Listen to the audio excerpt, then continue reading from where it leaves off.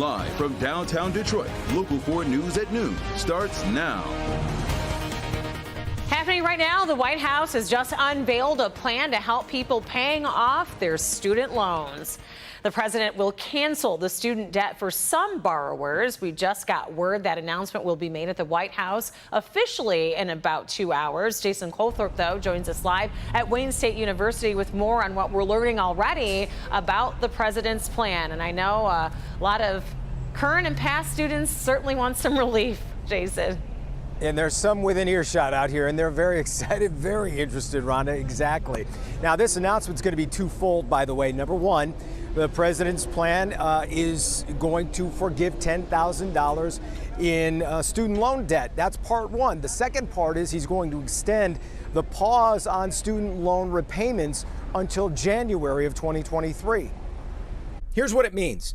Anyone making less than $125,000 a year and has a federal student loan can get $10,000 forgiven. 43 million Americans have student loan debt, and the average hit an all-time high last year at more than $37,000. A third of Americans with student loan debt owe less than $10,000, so this move would wipe out all of that debt, which any grad in that first job or struggling to find one can tell you is huge. Once the plan is announced, people will have to apply for the debt forgiveness. So what about people who recently paid off their student loan? Unfortunately, this plan is for students who currently have an outstanding student loan. Yeah, but there are so many families overall. You know, when you talk about student loans, it's moms and dads and that student all working together in this. So this could help lots and lots of families. Coming up later on Local 4 News, obviously we'll hear from some students who are affected and what this means for them. We're going to be monitoring that announcement by the president, which is coming up at 2:15. We'll hear how this all breaks down. And of course, we'll dive into, is this a done deal? Some are saying that there could be some legal challenges to this, so we'll talk about all of that when we join you later today on Local 4 News. So for now, we're downtown. Jason Colthorpe, Local 4. All right, we'll see you here later today. Thank you, Jason.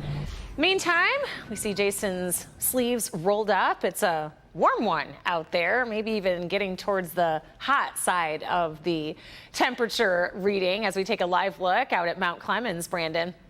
Yeah, definitely borderline, warm to hot, but the humidity won't be too bad or unbearable. So it's middle upper 70s to low 80s right now. 75 up in Sandusky in the Thumb, where we've got a little bit of cloud cover, keeping things slightly cooler. 80 Ann Arbor, 80 in Howell, 80 Mount Clemens, 80 Grosse Ile. We've got 80 degrees in Monroe and 79 degrees right now in Pontiac.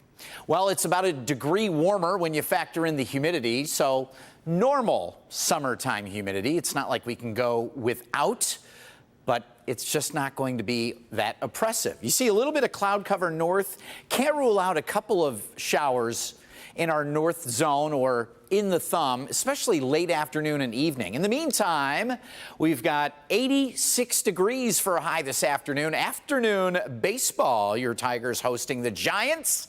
We are tracking a better shower chance tomorrow. Rhonda, coming up. All right, Brandon. And new here at noon, Attorney General Dana Nessel announces whether officers will face charges in two of cases in Michigan. Now, two East Lansing police officers will not face charges for a shooting in the parking lot of a Meyers store.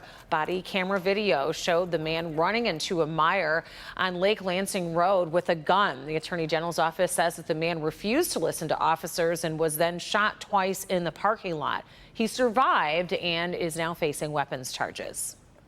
Based on a review of that evidence and based on the law, it is clear that Officer Vieira and Officer Menser were of the reasonable belief that Mr. Van Atten presented an extreme danger, and it is therefore my conclusion that the use of force by these two officers was justified.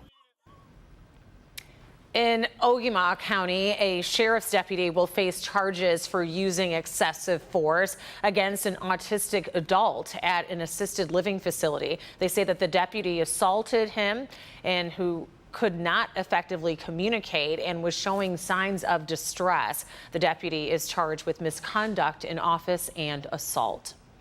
A Detroit police lieutenant is set to plead guilty today in connection to a towing scandal in the city. John F. Kennedy is accused of taking bribes in exchange for towing referrals. Kennedy was the supervisor of the Detroit Police Department Integrity Unit. He's one of 2 DPD officials charged last year in the scheme.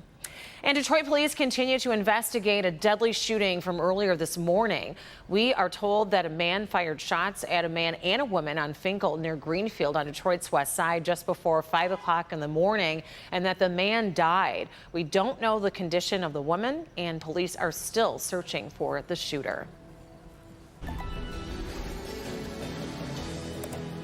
In Decision 2020, Governor Whitmer says that she will take part in 2 debates in the race against Republican challenger Tudor Dixon. The governor's campaign says that she has accepted invitations for a debate in Grand Rapids and one here in Metro Detroit in October. She did the same thing in her first run for governor as well. But in a tweet from Tudor Dixon, she says that she looks forward to debating Whitmer, but she wants the debates to take place sooner, before voting begins and not after, like the current scheduled debates. According to the state, early and absentee voting begins at the end of September, so we will keep you posted on what happens. Now to the results of 2 primary races that may be a good indicator for what's to come in the midterm races. Kristen Welker has more on the outcomes of key races in both Florida and New York and what it could mean for the future. In the last major round of primaries before the midterm elections, critical races in Florida and New York offering clues ahead of November. And the night brought a big surprise in New York with even bigger implications. I honestly can't believe it. I cannot believe it. Democrat Pat Ryan winning in a special election in a bellwether swing district that has predicted every presidential election since 1996. Both parties glued to that race. Ryan campaigned on abortion rights, which Democrats hope can fire up key voters this year in the wake of the Supreme Court's Roe v. Wade decision. And Republican Mark Molinaro had focused on key Republican issues, inflation and crime. Whereas in Florida, it was all about who can slow down Governor Ron DeSantis's possible presidential ambitions. What a night. Former Republican governor turned Democratic Congressman Charlie Crist will now get another shot at the governor's mansion. This guy wants to be president of the United States of America, and everybody knows it. But Crist faces an uphill battle against DeSantis, with Florida voters shifting to the right since he was governor. Congresswoman Val Demings won Florida's Democratic Senate primary. She's hoping to unseat Republican incumbent Marco Rubio in a race recent polls show is increasingly competitive. Tonight is a good night. Am I right about that? Back in New York, a bitter battle between 2 veteran Democrats is over, with Congressman Jerry Nadler defeating Congresswoman Carolyn Maloney after a redrawn district map forced the 2 committee chairs to fight for a single House seat. Those New Yorkers get to choose who best represents the people and values of this city. And you know what? I think the voters made themselves clear tonight.